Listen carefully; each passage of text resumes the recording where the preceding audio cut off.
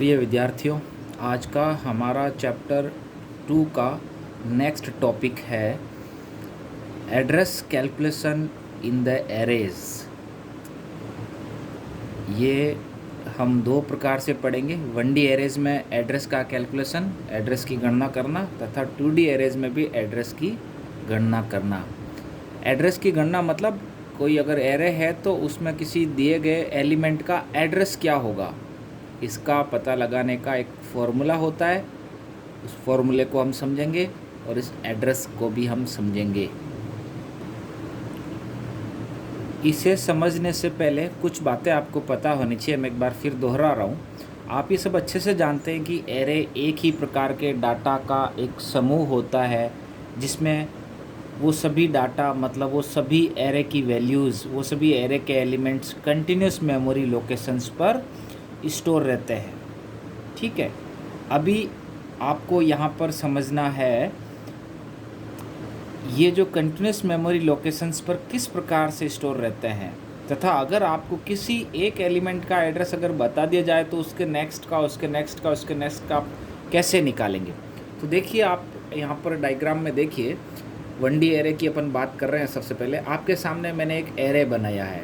ये 1D array है, ये 5 एलिमेंट का 1D एरे है, और इसमें देखिएगा ये इंटीजर्स का है 9, 5, 7, 6 एंड 10। ये 5 वैल्यूज़ भी स्टोर्ड है इस एरे। अच्छा, तो ये क्या है? ये एलिमेंट्स हैं, डाटा है जो बॉक्स में लिखे हुए हैं। ऊपर मैंने लिख रखा है 0, 1, 2, 3, 4। 0 से स्टार्ट हो रहा, तो आपको तुरंत ध्यान में आना चाहिए, अच्छा ये इन एलिमेंट्स का सब स्क्रिप्ट नंबर है, मतलब ये इनकी इंडेक्सिंग है, अवयव क्रमांक जो हमेशा 0 से शुरू होता है। तो ये कौन सा है?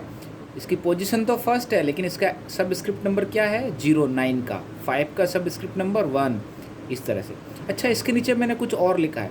यहाँ लिखा 100, फिर मैंने लिख दिया 102, 104, 106 एंड 108। बिकॉज अब मैं आपको बता देता हूँ ये क्या है। 100, 102, 104 ये सब क्या है? ये इन एरे एलिमेंट्स का मेमोरी एड्रेस है। मतलब ये जो एरे मेमोरी में जो मेमोरी स्पेस ऑक्यूपाई कर रहा है, तो ये 9 एलिमेंट्स कंटिन्यूसली पड़े हैं। तो ये जो सबसे पहला एलिमेंट जो है, वेरी फर्स्ट एलिमेंट जो 9 है, उसका जो एड्रेस है वो है 100। और आपको मैंने अभी बताया ये एरे इंटीजर्स का एरे है, और आप जानते हैं अच्छे से इंटीजर एलिमेंट 2 बाइट ऑक्यूपाई करता है। तो मतलब ये जो पहला एलिमेंट है ये 100 और 101 दोनों इसी को लेके बैठा है, तो इसीलिए इसका एड्रेस हो गया 102। 102 एंड 3 इसका हुआ, फिर 4 एंड 5 इसका हुआ, 6 एंड 7 इसका हुआ, 8 एंड 9 इसका हुआ। तो ये टोटल 5 एलिमेंट्स का है। 5 एलिमेंट्स का एरे होने की वजह से यहाँ पर ये 10 बाइट्स ऑक्यूपाई करता है, 2 बाइट्स के 5 ब्लॉक। तो अगर आपको मैं कह दूँ कि ये एक 1D एरे है, ये इंटीजर्स का एरे है, और एरे का पहला एड्रेस, पहले एलिमेंट का एड्रेस अगर 100 है, तो आप तुरंत समझ जाओगे कि अच्छा इंटीजर्स का एरे है, मतलब इंडिविजुअल एलिमेंट, एक एक एलिमेंट 2 बाइट ऑक्यूपाई करेगा। तो पहले का अगर 100 है, 100 मीन्स 100 और 101, मतलब 100 और 101 दोनों पहले के ही होंगे। तो उसके बाद इसका 102 हो जाएगा, 102 और 3 इसका हो गया, तो इसका फिर 104 हो जाएगा। तो इस प्रकार से आप ये निकाल सकते हैं अगर आपको किसी एक एलिमेंट का एड्रेस बता दिया जाए और उसके आगे या पीछे का कोई भी आपसे पूछे। तो यहाँ पर एक आपको टर्म और पता होना चाहिए, बेस एड्रेस, जिसको आधार पता कहते हैं। किसी भी एरे का जो स्टार्टिंग एड्रेस होता है उसको बेस एड्रेस कहा जाता है, जिसको हम बी से रिप्रेजेंट करते हैं, बेस एड्रेस बी। और एक आपको पता होना चाहिए जिसको बोलते हैं लोअर बाउंड या लोअर लिमिट। तो किसी भी एरे का जो स्टार्टिंग पोजीशन जो होता है उसको कहा जाता है लोअर बाउंड या लोअर लिमिट, मतलब पहला ही जहाँ से उसका स्टार्टिंग, जिस स्टार्टिंग की बात जो है, और लास्ट जो होता है वो है यूबी, अपर बाउंड, एलबी और यूबी। मतलब यहाँ पर ये क्या है? ये एलबी है, और यहाँ पर ये क्या है?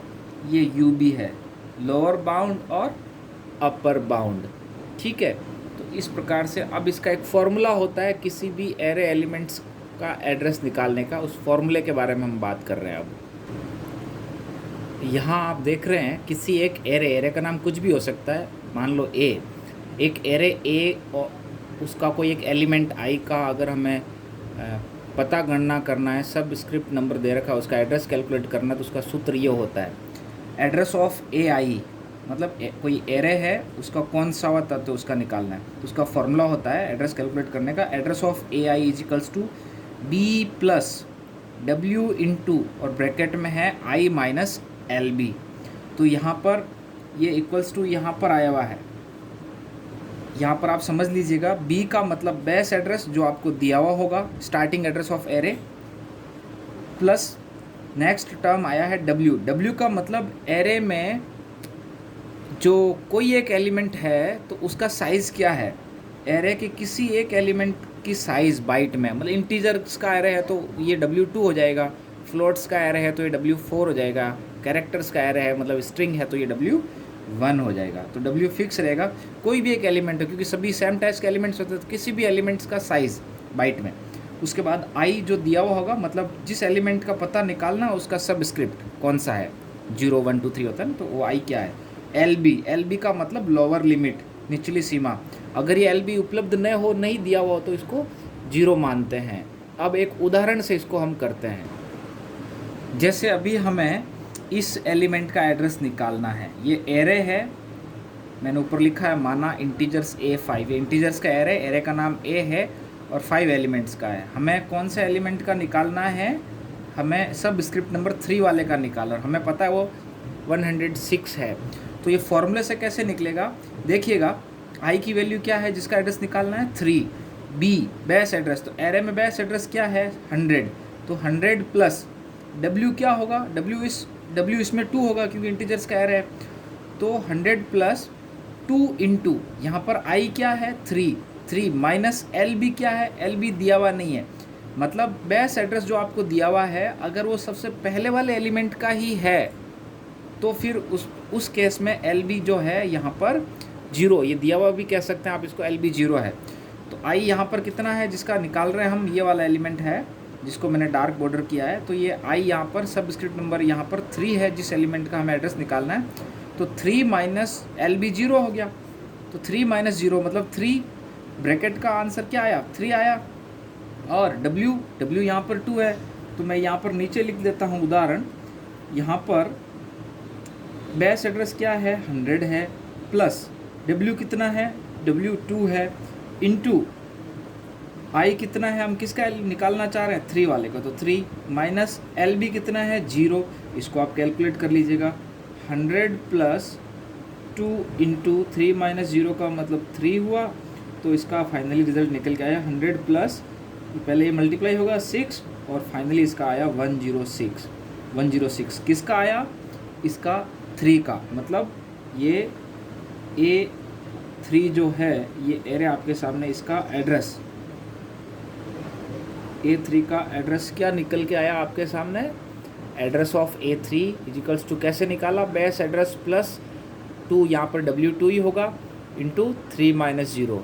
कई बार उदाहरण इस प्रकार का भी होता है, एक बुक का उदाहरण ले लेते हैं आपके सामने, देखिएगा यहाँ लिखा हुआ है उदाहरण, एक एरे ब्रैकेट में क्या लिखा हुआ 300 dash dash dash 1300 dash dash dash 1900, मतलब ये आपका हो गया एल बी और ये आपका हो गया यू बी, मतलब हम ये कह सकते हैं कि बहुत बड़ा एरे है, यूँ चल रहा है, इसमें 0 1 2 चलते चलते कहीं पर भी क्या लिखा हुआ है 1300 है, और आगे जाते जाते ये बहुत आगे तक जा रहा है, इनफाइनाइट तक मान लो भले कहीं पर भी, और यहाँ पर क्या है ये 1900 है, तो ये 1300 है और ये 1900 है, ये बहुत बड़ा एरे है, हम पर्टिकुलर एक एरिया की बात कर रहे हैं, तो मतलब एल बी क्या हो गया 1300, यू बी क्या हो गया 1900, तो आप इसको ऐसे समझिएगा एक एरे 1300 एल बी दे दिया और 1900 यू बी दे दिया, मतलब एक 1D एरे है, हम इस एरिया की बात कर रहे हैं, का आधार पता 1020, मतलब ये 1020 किसका आधार है, एल बी का, एल बी वाला एलिमेंट जो है उसका आधार एड्रेस है, ये बी की वैल्यू आ गई 1020, और प्रत्येक तत्व का आकार मेमोरी में 2 बाइट्स है, तो ये डब्ल्यू बी कितना था, बी हो गया आपका 1020, डब्ल्यू कितना हो गया 2 बाइट्स के रूप में। अब अपने को निकालना क्या है, बी 1700 का पता गणना कीजिए, तो हमें किसकी गणना करनी है, बी यहाँ पर एरे का नाम बी है, जैसे पहले ए था, तो यहाँ एरे का नाम बी है, बी 1700, मतलब आई की वैल्यू हमें क्या मिल गई, कौन सा वो एलिमेंट जिसका हमें निकालना है, 1700 का। तो इसका कैसे निकालेंगे, ये बुक का उदाहरण आप देखिए, और यहाँ पर ये कैलकुलेट भी कर रखा है। दिए गए मान बी बेस एड्रेस कितना दिया हुआ है, 1020, एल बी 1300 है, W2 है, और आई 1700 है। यू बी 1900 दे रखा है, लेकिन उसका यहाँ पर यूज़ नहीं हो रहा। ए आई का पता निकालने का फॉर्मूला है इजिकल्स टू बी प्लस डब्ल्यू into i minus l b. तो इसमें वैल्यूज़ पुट करिए, देखिएगा 1020 प्लस 2 इंटू 1700, एल बी है ना, 1700 आई हो गया, आई माइनस एल बी, तो एल बी 1300 हो गया, 1700 माइनस 1300 400 इंटू 2 800 और प्लस 1020 करके 1820। ये क्या निकाल दिया, एड्रेस निकाल दिया। ध्यान देना, आपके सामने एरे इस फॉर्मेट में दिया हुआ होगा, एल बी और यू बी दिए हुए होते हैं। ये 1D एरे ही है। कैसे पता चला 1D एरे, क्योंकि एक ही ब्रैकेट में वैल्यू लिखी हुई, डैश डैश कर रखा ना, मतलब एक बहुत बड़ा एरे है, उसमें से ये 1300 से लेके 1900 वाले एरिया की बात कर रहा है। तो ये बेस एड्रेस जो बता रखा है वो 1300 सबस्क्रिप्ट है उसका है ना। तो यहाँ ये बुक का उदाहरण भी हमने देखा है। अब नेक्स्ट हम पढ़ने वाले हैं 2D एरे में एड्रेस कैलकुलेशन। 2D एरे में एड्रेस कैलकुलेट करने का तरीका काफ़ी अलग है 1D एरे से, क्योंकि यहाँ पर सबसे पहले आपको लीनियराइजिंग मेथड समझना पड़ेगा, और लीनियराइजिंग मेथड समझने के बाद आपको पता चलेगा कि 2D एरे में किसी भी एलिमेंट का एड्रेस कैलकुलेशन दो फॉर्मूलों से, दो विधियों से किया जाता है। क्योंकि 2D एरे एक ग्रिड जैसा, टेबल जैसा स्ट्रक्चर होता है, और आपने सबसे पहले पढ़ा था एरे के सारे एलिमेंट्स मेमोरी में कंटिन्यूस लोकेशंस पर लगातार स्टोर रहते हैं, है ना। तो ये कैसे इनको लीनियराइज किया जाता है वो आप समझिए। जैसे आपके सामने मैंने एक 2D एरे लिया है, ये 2D एरे 3/4 का है। कितने बाई कितने का है, 3/4 का, मतलब 3 रो है और 4 कॉलम है। पहले रो बोला जाता है, फिर कॉलम बोला जाता है, RC 3/4 का है। 3 रो, पहली दूसरी तीसरी, और 4 कॉलम, 1 2 3 4। तो आप देख सकते हैं रोज़ का सबस्क्रिप्टिंग कैसे लिखा है, 0 1 2, कॉलम का भी कैसे लिखा है, 0 1 2 3। तो ये 4/3, मतलब ये 12 एलिमेंट्स का आपके सामने एक 2D एरे दे रखा है। तो अगर मैं आपको यहाँ पर कह दूँ कि ये जो 0 एलिमेंट है पहला, इसका एड्रेस, ये भी इंटीजर्स का एरे मान लेते हैं, तो अगर इस पहले का एड्रेस अगर 100 है तो ये 100 हो गया, फिर ये 102 हो गया, ये 104 हो गया, ये 102, 104 और 106, है ना। उसके बाद यहाँ पर क्या आएगा, 108, 110, 112, 114, इस प्रकार से चलेगा। लेकिन ये ऐसे ही क्यों चलेगा, ये रो वाइज चल के फिर ये दूसरी रो, फिर तीसरी रो, क्यों ऐसे नहीं लिया जा सकता। ये 100 है तो ये 102 है तो ये 104, फिर दूसरा कॉलम 106, 108, 110, तो कौन से पैटर्न से चला जाए। तो यही, इसी को ही कहा जाता है लीनियराइज। 2D एरे में एलिमेंट्स को स्टोर करते समय इनको कंटिन्यूस मेमोरी एलोकेट होती है, और इनको स्टोरेज को सक्षम बनाने के लिए यहाँ पर लीनियराइज मेथड फॉलो किया जाता है ना। मतलब या तो आप इनको रो वाइज, ये अपन ऐसे बनाते हैं, लेकिन इंटरनली इस फॉर्मेट में या इस फॉर्मेट में स्टोर किया जाता है। रो वाइज किया जाता है, मतलब पहली रो, फिर दूसरी रो, और फिर तीसरी रो। अगर कॉलम वाइज किया जाता है तो पहला कॉलम ये देखो, फिर ये दूसरा कॉलम ये देखिए, ये फिर तीसरा कॉलम ये देखिए, और ये फिर चौथा कॉलम देखिए, है ना। तो आप देख लो भले इनका सबका सीक्वेंस आगे पीछे हो जाता है। अभी ये 4 यहाँ पड़ा है, वो 4 यहाँ पहुँच गया, समझ गए। तो इसमें ये थोड़ा सा डिफरेंस आ जाता है। यहाँ पर तो यहाँ 4 ये यहाँ पे पड़ा है, और यहाँ पर ये 4 यहाँ आ गया है ना, इस वाले मेथड, इस वाले में, जबकि यहाँ पर ये कहाँ था, यहाँ पर ये था। तो 2D एरे को दो तरीके से लीनियराइज किया जा सकता है, रो वाइज मेथड और column wise method. Row wise मतलब पहली रो रख दो, उसके पीछे दूसरी रो को रख दो, उसके पीछे तीसरी रो को रख दो। कॉलम वाइज का मतलब पहला कॉलम, फिर दूसरा कॉलम, और फिर तीसरा कॉलम। तो ये दो मेथड है। इसलिए 2D एरे के किसी तत्व का अगर आपको एड्रेस कैलकुलेशन करना है तो वो भी दो तरीके से ज्ञात किया जाता है, रो मेजर या रो वाइज सिस्टम, मतलब पंक्ति प्रमुख प्रणाली से, इसका एक फॉर्मूला होता है, और दूसरा है कॉलम मेजर सिस्टम, मतलब कॉलम वाइज सिस्टम, कॉलम प्रमुख प्रणाली से, तो इसका भी एक फॉर्मूला है। फॉर्मूला में थोड़ा थोड़ा अंतर है, और ये फॉर्मूला 1D एरे से थोड़ा सा बड़ा है, इसको आपको समझना है। तो देखिएगा ये क्या है, 2D एरे है। यहाँ पर प्रत्येक अवयव के 2 सबस्क्रिप्ट होते हैं, कौन सी भी रो का है और कौन से वे कॉलम का वो है ना, आई और जे। आपको ध्यान है 2D एरे में 2 ब्रैकेट होते हैं, क्योंकि 2 प्रकार के इंडेक्स को लिखने के लिए पहला ब्रैकेट जो होता है वो रो इंडेक्स का होता है और दूसरा ब्रैकेट जो होता है वो कॉलम इंडेक्स का होता है। तो आपको कोई एरे का एक एरे मान लो इंटीजर्स का एरे है, एरे का नाम ए है और आपको एरे ए आई जे का पता लगाना है, तो रो मेजर सिस्टम से कैसे लगाएंगे देखिएगा। सूत्र ए आई जे का पता लगाना रो वाइज सिस्टम से 2D एरे का। तो यहाँ पर आई और जे तो दिए हुए होंगे ही, ठीक है।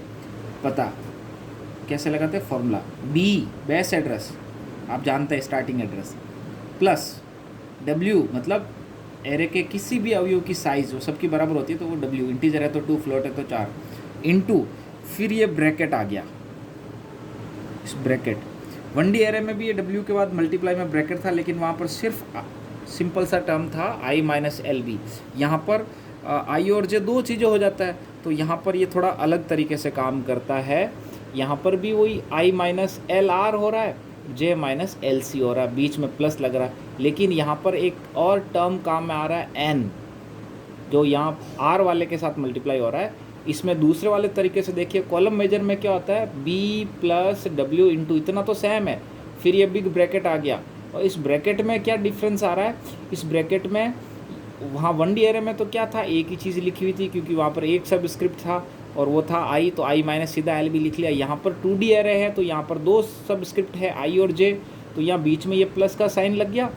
इससे पहले आई माइनस एल आर लिखा हुआ है और यहाँ जे माइनस एल सी लिखा हुआ है ना। पहला रो का होता है एल आर और एल सी, जैसे यहाँ पर एल बी हुआ करता था, बीच में आता है यहाँ पर दोनों ही जगह पर प्लस ए, ये देख सकते हो और यहाँ देख सकते हो। यहाँ पर जो आर वाला है, जो रो वाइज सिस्टम है, रो वाइज सिस्टम में जो आर वाला ब्रैकेट जो है जिसमें आई माइनस एल आर किया हुआ है उसका मल्टीप्लाई एन से करते हैं, और कॉलम वाइज सिस्टम में जे वाला जो है उसका मल्टीप्लाई एम से करते हैं। ये एन और एम क्या है, एन नंबर ऑफ कॉलम्स और m n number of columns और एम नंबर ऑफ रोज़। तो ये कॉलम्स मतलब एन, टोटल एन कॉलम्स को कहा जाता है। तो कॉलम्स कितने हैं 2D एरे में, तो उसका मल्टीप्लाई रो वाले से किया जा रहा है, और एम पंक्ति है तो उसका मल्टीप्लाई कॉलम वाले से किया जा रहा है। इस प्रकार से आप थोड़ा सा डिफरेंस करते हो, फॉर्मूले को लर्न कर सकते हैं। तो ये फॉर्मूला है, यहाँ पर इसको समझिए। बी बेस एड्रेस हो गया, ठीक है, डब्ल्यू किसी तत्व की साइज हो गई बाइट्स में, आई और जे दिया हुआ होगा, मतलब जिस तत्व का पता निकालना उसका रो सब स्क्रिप्ट आई हो गया, कॉलम सब स्क्रिप्ट जे हो गया। L r l c, r for row, l for lower, तो लोअर लिमिट ऑफ रो मतलब पंक्ति की निचली सीमा, दिया हुआ नहीं हो तो 0 मानते हैं, जैसे वहाँ पर एल भी दिया हुआ नहीं होता तो अपन 0 मानते थे। और एल सी मतलब column, c for column, l for lower, तो स्तंभ की निचली सीमा दी नहीं दी हो तो इसको भी 0 मानते हैं। उसके बाद में है एम और एन, एम पहले आता है, एन बाद में आता है। एम मतलब कुल पंक्तियों की संख्या, एन मतलब कुल कॉलम्स की संख्या, और इसको निकालने का एक फॉर्मूला भी है। सीधा सीधा दिया हो तो ठीक है, कई बार एरे इस प्रकार से दिया हुआ होता है, a l r dash dash dash u r, मतलब लोअर लिमिट अपर लिमिट किसकी, रो की, एल आर और यू आर फॉर्मेट में अगर एरे दिया हुआ है 2D एरे, या फिर L C dash dash dash U C, मतलब आपको इस पैटर्न में 2D एरे दिया हुआ है, एल आर और एल सी दिए हुए हैं, यू आर और यू सी दिए हुए हैं, तो फिर एम और एन सीधा सामने दिखते नहीं है, वहाँ आपको U R minus L R, upper limit upper row minus lower row plus 1 करना पड़ेगा, upper column minus lower column plus 1 करना पड़ेगा। ऐसा करके एम और एन मतलब 2D एरे में टोटल रोज कितनी है, टोटल कॉलम्स कितना, ये निकालना पड़ेगा अगर इस पैटर्न में दिया हुआ है एरे। तो सिंपल से तरीके से ही दिया हुआ है, जैसे अभी यहाँ पर मैंने लिख दिया 3/4 का, तो यहाँ पर आपके सामने R 3 है और कॉलम 4 है, R का मतलब M 3 हो गया और यहाँ पर N 4 हो गया, LCUC पैटर्न ही नहीं दिया हुआ है, ठीक है। तो ये इस प्रकार से ये 2 फॉर्मूलेज हैं। पहला फॉर्मूला रो मेजर सिस्टम का है, दूसरा फॉर्मूला कॉलम मेजर सिस्टम का है ना।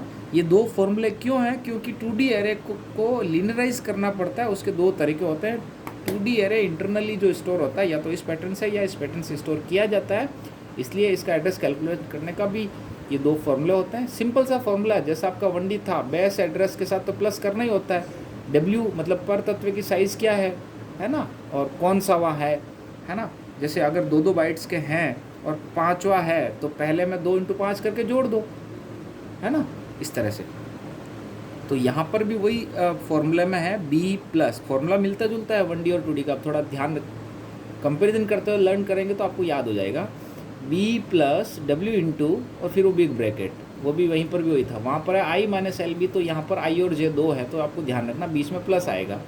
अच्छा, I रो से रिलेटेड होता है इसलिए I - LR, यहाँ पर भी I - LR, J - LC और J - LC, है ना। यहाँ पर L ही काम में आता है, U यहाँ पर काम में नहीं आता इस फॉर्मूले में, ठीक है।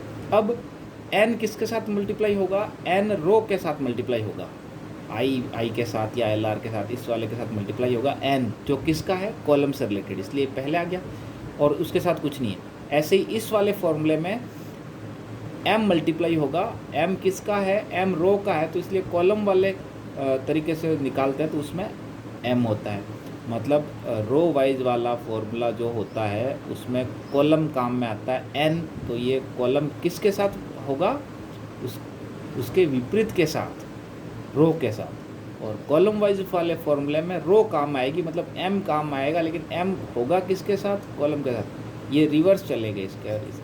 तो ये याद करने का एक तरीका है। अब इसका एक छोटा सा उदाहरण जो आपकी बुक में ही दे रखा है वो देख लेते हैं। आपके सामने ये 2D एरे का एक उदाहरण दे रखा है, आपके सामने ये बता रखा है एक एरे X नाम है, -15 डैश डैश डैश 10 कॉमा, यहाँ कॉमा भी हो सकता है और यहाँ पर ये ब्रैकेट भी हो सकता है ऐसे, ठीक है। फिर है 15 डैश डैश डैश, तो ये आपका है LR, ये आपका है UR, पहले R होते हैं, फिर है ये LC और ये है UC, ठीक है, जिसमें 1 बाइट स्टोरेज की आवश्यकता है, मतलब W बता दिया। अगर शुरुआती स्थान मतलब बेस एड्रेस 500 है तो लोकेशन बताइए किसकी, X 15 20 की, ये I और J बता दिए। अब बताओ, तो सबसे पहले M और N निकालने पड़ेंगे। ये देखो सबसे पहले M निकाल दिया, क्योंकि यहाँ पर ये बताया नहीं है ना कि ये जो एरे है ये कितने बाई कितने का है, आपको LR UR पैटर्न दिया ना। तो M कैसे निकालते हैं, M पंक्ति से रिलेटेड होता है, UR - LR +1, तो ये 10 - -15 निकाल के +1 करके 26 अभी फॉर्मूला आपको बताया था ना ये वाला। तो इस फॉर्मूले से उन्होंने क्या निकाल दिया, M निकाल दिया। और ऐसे ही फिर यहाँ पर निकाल दिया है N के लिए कॉलम काम में आता है UC - LC +1, और ये निकाल दिया। और उसके बाद ये दोनों तरीके से, ये पहला मेथड है जिससे एड्रेस निकाला गया है और ये दूसरा मेथड है जिससे एड्रेस निकाला गया है। एड्रेस बिल्कुल अलग आएगा दोनों का, क्योंकि उसकी पोजीशन ही अलग जगह चली जाती है। तो यहाँ पर फॉर्मूला ये सारे कैलकुलेट हो गए। B 1500 दे रखा है, W1 दे रखा है ना, और I जो बताइए था अभी, X 15 और 20 का निकालना है, तो I 15 हो गया, J 20 हो गया, LR LC और M, और उसके लिए क्या चाहिएगा, उसके लिए N चाहिएगा, N 26। तो ये M और N निकालने में, और ये फॉर्मूले में मान रख के यहाँ पे और यहाँ पे, और ये देखिएगा पहले वाले का एड्रेस आया ये, दूसरा वाले तरीके से आया एड्रेस ये। तो ये यहाँ पर आपके सामने फॉर्मूला लगा के एड्रेस निकाला हुआ है। अभी आपको ये इसका पूरा क्वेश्चन है, ये आपका इसका पूरा सॉल्यूशन है। इन दो तरीक़ों से ऐसे हम कैलकुलेट कर सकते हैं। नेक्स्ट क्लास में हम इसी चैप्टर 2 का नेक्स्ट टॉपिक लेने वाले हैं। तो आज इन दोनों के आपको PDF नोट्स भी मिल जाएंगे, प्लस आपको बुक का भी प्रिंट आउट मिल रहा है, तो आप इनको अच्छे से तैयार करिएगा।